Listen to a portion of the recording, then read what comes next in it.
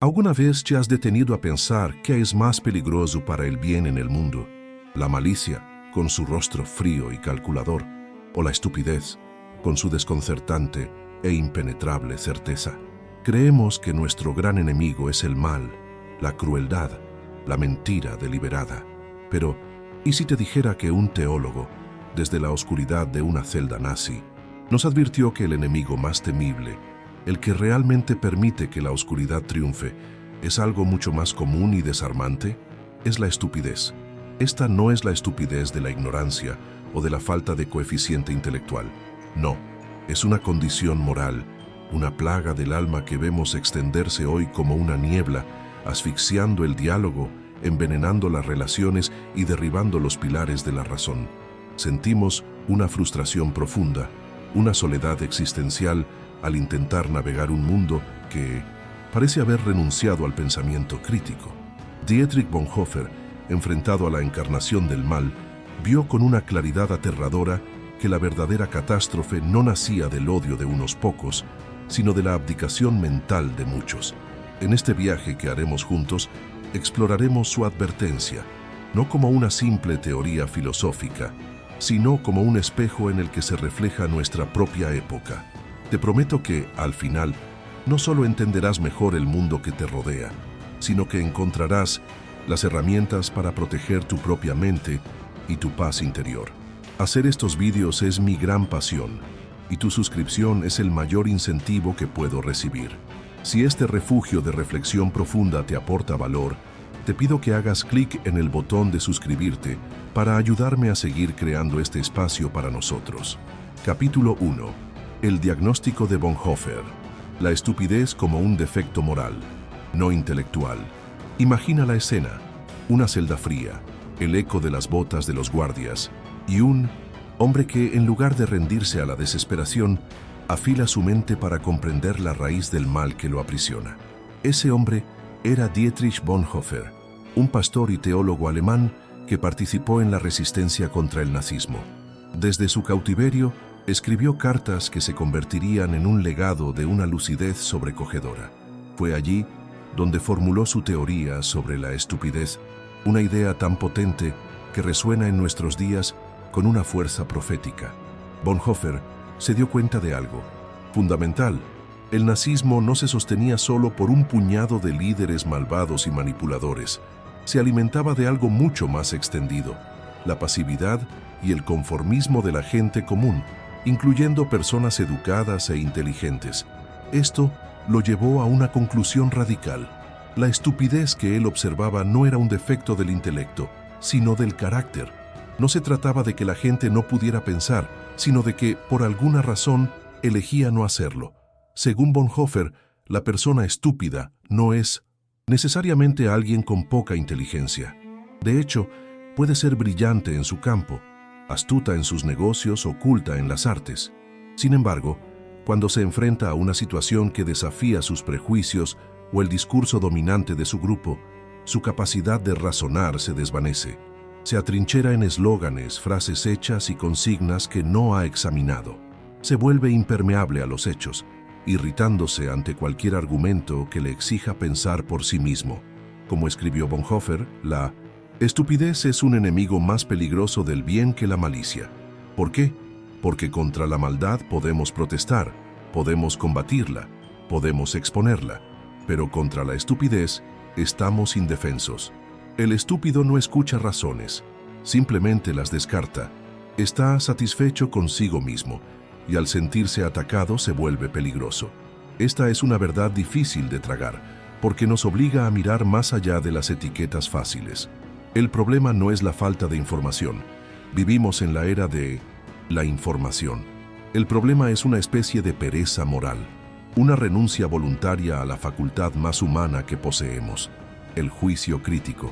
Es la comodidad de dejar que otros piensen por nosotros, de aceptar la narrativa que nos ofrecen sin cuestionarla.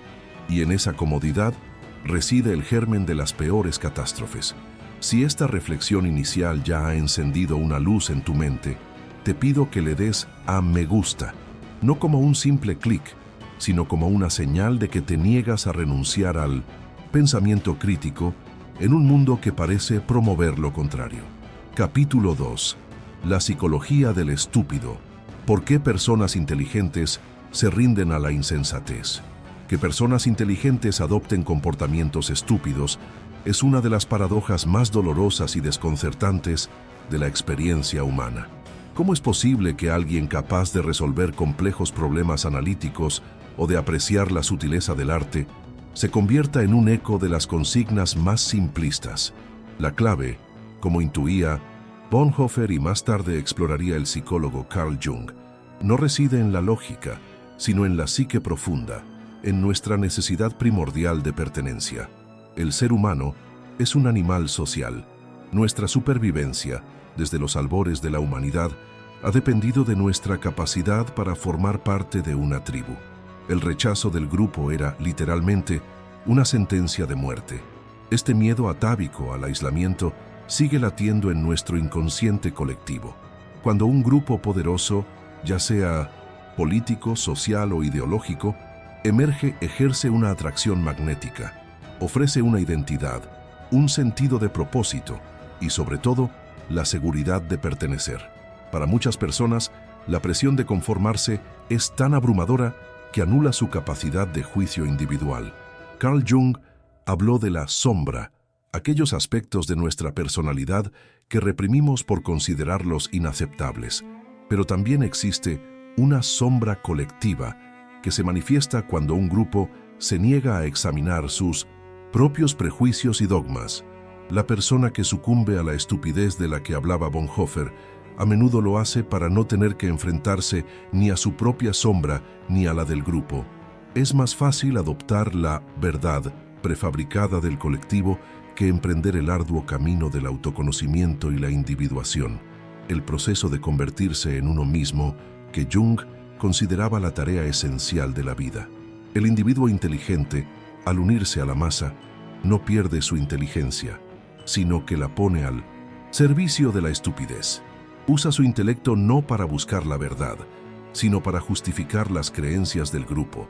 Se convierte en un experto en racionalizar lo irracional, en encontrar argumentos sofisticados para defender lo indefendible. Su mente se convierte en un abogado defensor de la sinrazón en lugar de un juez imparcial de la realidad. Se produce una disociación interna. Una parte de su ser sabe que algo no encaja, pero la necesidad de aprobación social es más fuerte. El resultado es una profunda alienación de sí mismo, una pérdida de la soberanía interior que es el verdadero núcleo de la dignidad humana. Se abandona el yo auténtico en favor de un yo colectivo, un eco en la cámara de resonancia de la tribu. Capítulo 3. El poder como catalizador de la estupidez. Cuando el ascenso social anestesia la conciencia, Bonhoeffer observó otro fenómeno aterrador. La estupidez parecía activarse y crecer exponencialmente bajo la influencia del poder. No se trata solo del poder dictatorial de un régimen. Puede ser el poder de un cargo en una empresa, el poder de la influencia social en una comunidad o incluso el poder moralista de un grupo religioso. Cuando una persona o un grupo asciende y adquiere poder, algo cambia en su interior. La estupidez latente florece y se convierte en una fuerza activa y peligrosa. El poder, por su propia naturaleza, aísla. Crea una burbuja en la que la autocrítica y el pensamiento independiente se vuelven innecesarios, incluso contraproducentes. La persona en el poder se rodea de ecos, de gente que le dice lo que quiere oír. La necesidad de cuestionar, de dudar, de considerar perspectivas alternativas, se atrofia. ¿Para qué pensar por uno mismo cuando se tiene un séquito que valida cada una de tus certezas? La estupidez se convierte en una consecuencia casi inevitable del poder no examinado. Bonhoeffer escribe que la estupidez no es tanto un problema psicológico como sociológico. Nace de una dinámica de poder. El individuo que asciende entrega voluntariamente su autonomía interna, externaliza su conciencia. Su brújula moral ya no apunta hacia su verdad interior, sino hacia la ideología del grupo o la figura de autoridad que le confirió ese poder. Las consignas reemplazan a los principios. La lealtad al grupo se vuelve más importante que la lealtad a la verdad. Este es el pacto fáustico que sella el estúpido.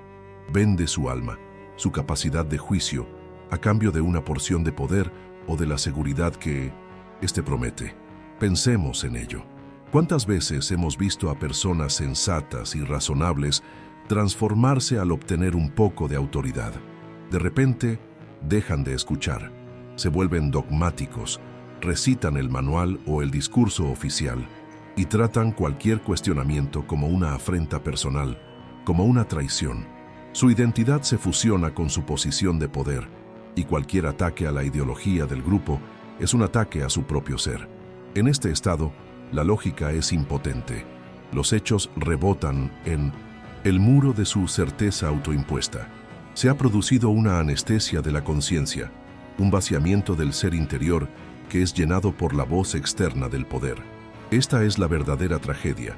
No es que la persona se vuelva mala en el sentido clásico, es que deja de ser una persona para convertirse en un mero funcionario de una idea. Me gustaría que te detuvieras un momento a reflexionar sobre esto. ¿Has presenciado esta transformación en alguien? ¿O quizás has sentido tú mismo la sutil tentación de dejar de pensar para encajar en un grupo poderoso? Comparte tu reflexión en los comentarios, no para juzgar, sino para que juntos podamos entender la profundidad de esta dinámica humana. Tu experiencia es valiosa. Capítulo 4. El diálogo imposible. ¿Por qué hechos y lógica son impotentes contra la estupidez? Una de las experiencias más frustrantes y desoladoras de la vida es intentar razonar con una persona que ha sucumbido a la estupidez en el sentido de Bonhoeffer.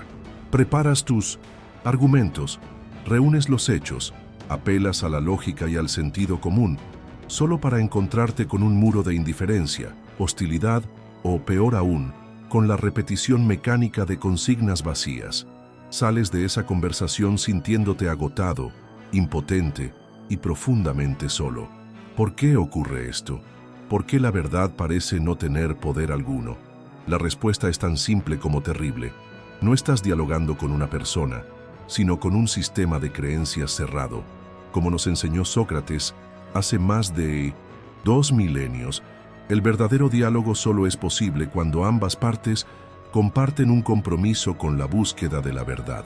Pero la persona estúpida, en el sentido que estamos explorando, no busca la verdad, ya la tiene. Su objetivo no es comprender, sino reafirmar su posición y la de su grupo. Ha renunciado a su autonomía intelectual, por lo que los hechos que contradicen su dogma no son vistos como información a considerar, sino como un ataque a su identidad. Intentar usar la lógica contra este estado mental es como usar una llave para abrir una puerta que ha sido tapiada. No importa cuán correcta sea la llave, la entrada está bloqueada desde dentro. El filósofo estoico Epicteto nos advertía sobre la importancia de distinguir aquello que podemos controlar de lo que no. No podemos controlar las opiniones o la cerrazón de otra persona. Nuestro empeño en hacerlo solo nos traerá sufrimiento.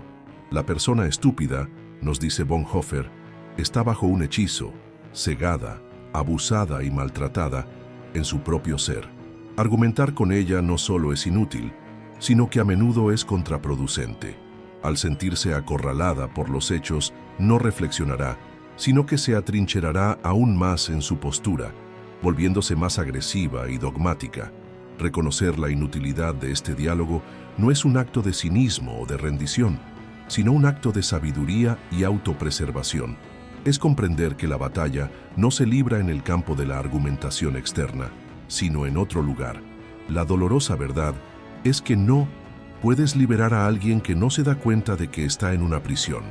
La liberación no puede ser impuesta desde fuera. Debe nacer de un impulso interno, de un momento de quiebre, de una crisis personal que haga que la persona empiece a cuestionar las paredes de su propia celda mental.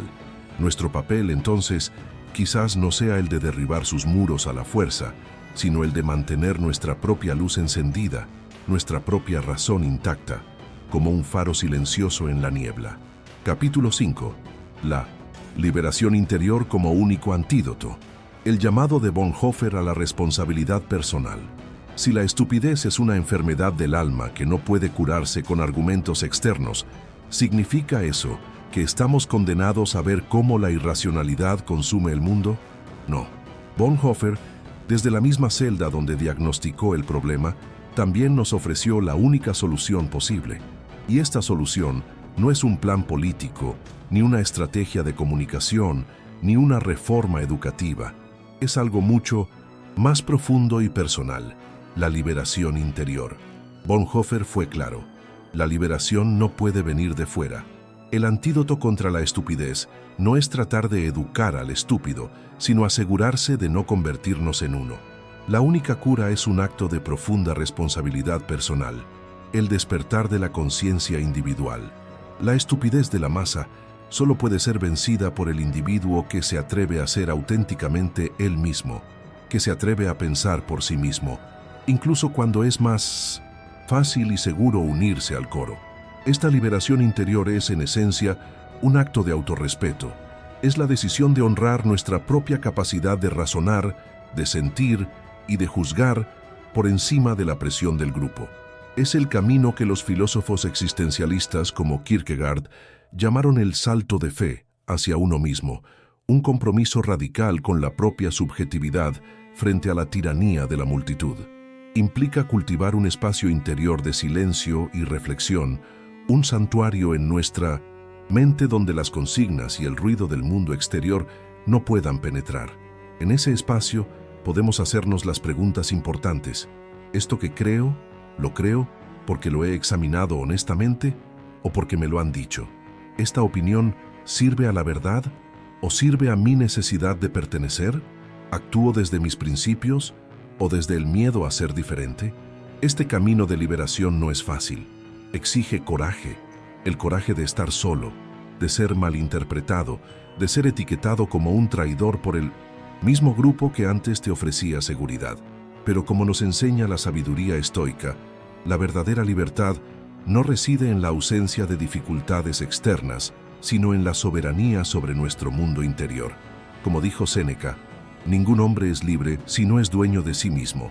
La liberación que propone Bonhoeffer es precisamente eso: convertirse en dueño de la propia mente. No es un acto de arrogancia, sino de humildad. La humildad de reconocer que no tenemos todas las respuestas y por eso mismo debemos seguir buscando, cuestionando y pensando. Cada persona que emprende este viaje es una luz que se enciende en la oscuridad, y muchas luces individuales pueden, finalmente, disipar la niebla de la estupidez colectiva. Si crees en el poder de este despertar individual y en la importancia de cultivar nuestra propia fortaleza interior, deja un me gusta en este video, que sea un gesto que simbolice tu compromiso con tu propia libertad mental. Capítulo 6. Vivir con integridad en un mundo de insensatos. Estrategias prácticas para proteger tu mente y tu paz. Entender la teoría de la estupidez de Bonhoeffer es una cosa. Vivir de acuerdo con esa comprensión en el día a día, rodeado de la irracionalidad que él describió, es el verdadero desafío. ¿Cómo protegemos nuestra mente? ¿Cómo mantenemos la paz interior cuando el mundo parece empeñado en robárnosla? La respuesta no está en luchar contra cada molino de viento, sino en cultivar un jardín interior inexpugnable usando la sabiduría práctica de los filósofos estoicos como Séneca, Epicteto y Marco Aurelio. La primera estrategia es la ataraxia, la serenidad interior. Debemos practicar la indiferencia selectiva. Epicteto nos enseñó a enfocarnos únicamente en lo que está bajo nuestro control: nuestros pensamientos, nuestros juicios y nuestras acciones. El comportamiento de los demás, sus opiniones, la dirección que toma la sociedad, están fuera de nuestro control. Aferrarnos a cambiar lo incontrolable es la receta para la frustración y la amargura. Esto no significa apatía, sino una sabia economía de nuestra energía mental y emocional. Debemos elegir nuestras batallas. En lugar de desgastarnos en debates estériles en redes sociales, podemos invertir esa energía en leer un buen libro, en tener una conversación profunda con un ser querido o en trabajar en nosotros mismos. La segunda estrategia es el cultivo de la ciudadela interior, una metáfora de Marco Aurelio. Nuestra mente es una fortaleza.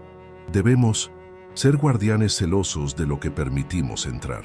Esto implica una dieta mediática consciente, limitar la exposición a la indignación manufacturada, a las noticias que solo buscan polarizar y a las voces que promueven el pensamiento de rebaño.